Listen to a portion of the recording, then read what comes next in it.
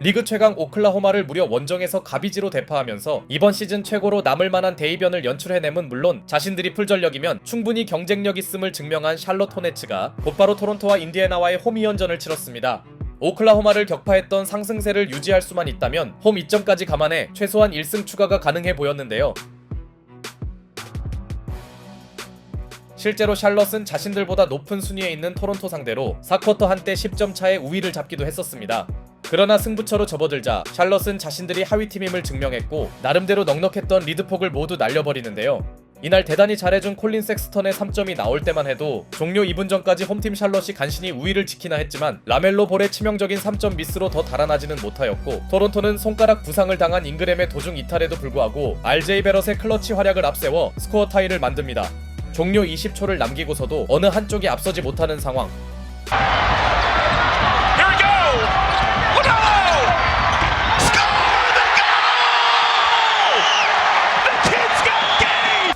이때 경기 내내 그리 효율이 좋지 않았던 라멜로 볼이 그래도 슈퍼클러치가 되자 팀을 구하는 레이업을 성공시켰고 이로써 샬럿은 어렵게나마 연승을 이어나가나 보였습니다. 실제로 토론토에게 남은 시간은 겨우 2초도 되지 않았기에 홈팀의 승리 가능성은 대단히 높아 보였는데요. That's quickly coming back up. Oh no! No! Emmanuel quickly wins it for Toronto. 그런데 샬럿 극장의 주인공이 된 선수는 이메뉴얼 퀴클리였습니다. 시간이 부족했기에 토론토의 선택은 과감한 3점이었고 이름값을 해낸 퀴클리의 퀵3가 이날 승부를 결정짓습니다. 대부분의 시간을 끌려다니던 토론토의 감격적인 승리였으며 반대로 샬럿 입장에서는 다 이긴 경기를 놓친 것이었죠. 다만 어쨌든 홈팬들에게 꿀잼 승부를 보여주는 데 성공했고 사실 토론토는 샬럿보다 한참 높은 순위에 있는 팀이었기에 그래도 이날 경기는 졌지만 잘 싸웠다라고 포장 가능했습니다. 그리고 백투백 일정으로 만난 다음 상대는 인디애나였는데요. 현재 13연패를 당하며 동부 최하위에 처져 있는 인디애나는 아무리 연속 경기인 걸 고려해도 전력상 샬럿이 유리해 보였고 직전 토론토전 역전패 아픔을 수습할 수 있는 기회였습니다. 라멜로 볼은 백투백 관리차 벤치에서 경기를 출발한 가운데 크니플이 경기 전 이달에 동부 신인상을 받는 경사가 겹쳤으나 연속 경기의 영향 때문인지 홈팀 선수들의 몸은 무거워 보였고 특히 오늘 선발로 나온 콜린 섹스턴의 부진이 가장 아쉬웠으니 섹스턴 입장에서 스타팅에 포함된 건 좋은 기회였겠으나 1쿼터부터 치고 나간 쪽은 연패 탈출 의지가 강한 원정팀이었죠. 물론 빈공에 허덕이던 홈팀에서 라멜로 볼이 등장하자 그제서야 막혀있던 샬럿의 공격이 풀리기 시작합니다. 에이스가 투입되자 확실히 홈팀의 템포는 빨라지고 있었고 동료를 살려주는 그의 패스 센스는 명불허전이었죠. 벤치에서 나왔음에도 본인의 존재감을 과시하던 라멜로 볼은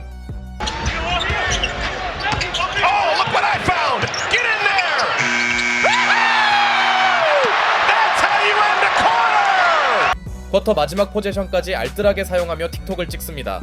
제러스 워커가 어정쩡하게 살린 볼을 놓치지 않은 그는 상대 선수들을 벙찌게 만드는 버저비터를 터뜨렸죠. 그러나 이 쿼터 시작과 함께 샬럿의 상승세는 바로 식었으니 재투입된 콜린 섹스턴이 공격자 파울을 저지른 데 이어 이번에도 림밖에 보이지 않은 그는 같은 실수를 반복합니다. 이로써 섹스턴은 별다른 활약 없이 세 번째 반칙을 범하였죠. 그렇게 2쿼터 또한 1쿼터와 거의 비슷한 양상으로 흘러갔으니 라멜로 볼이 뛰는 구간에서의 홈팀 경기력은 분명 괜찮았고 이날 볼의 뜨거운 슛감은 동료들의 밋밋함을 메울만 했습니다. Oh my goodness, how open can you be?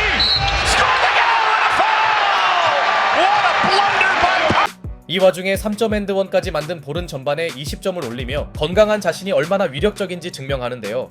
하지만 라멜로 볼이 전반에만 무려 22점을 폭격했음에도 오늘따라 밀러와 크니플의 야투 효율은 꽤나 실망스러웠고 특히 3쿼터 초반에 드라이빙 레이업을 놓친 브랜든 밀러는 항의 과정에서 테크니컬 파울 누적으로 퇴장당하고 맙니다.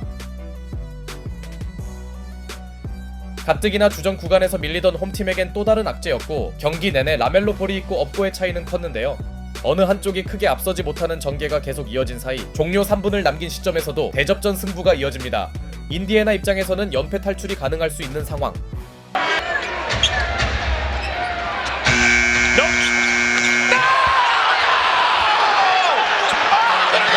그리고 2분 전 샬럿 캐스터의 절기와 함께 니스미스의 3점이 나왔으나 이 장면은 샤클락에 걸렸기 때문에 노카운트 처리되었고 충격에 빠질 뻔한 홈팀에서 크니플의 3점 파울 획득이 나오며 대단히 어려운 승부를 벌이던 그들은 일단 역전에 성공합니다.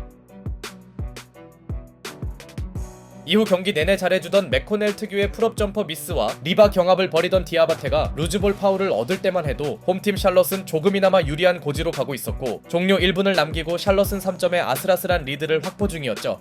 물론 원정팀에게도 스코어를 뒤집을 시간은 풍부했으나 동점을 노린 에런 니스미스의 3점 시도가 림을 외면한 사이 경합을 펼치던 허프와 시온 제임스 간의 점프볼이 선언되는데요. 사이즈만 비교하면 제이 허프가 매우 유리해 보였으나 놀랍게도 점프볼을 따낸 쪽은 홈팀 샬럿이었죠.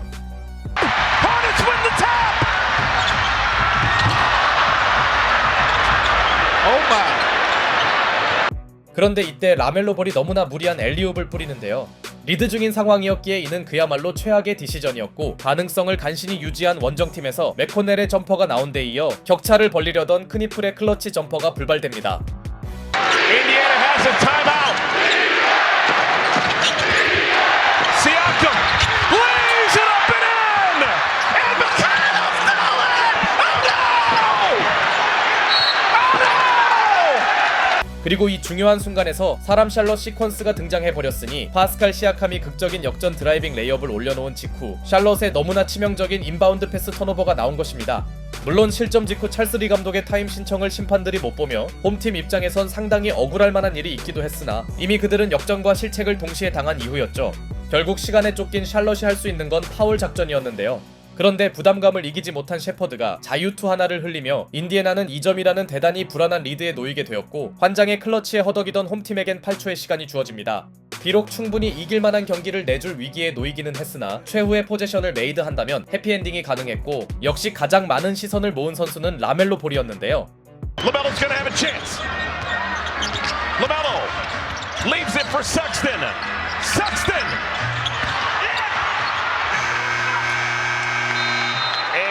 결국 샬럿은 2경기 연속으로 사람 샬럿 모드를 가동해버립니다.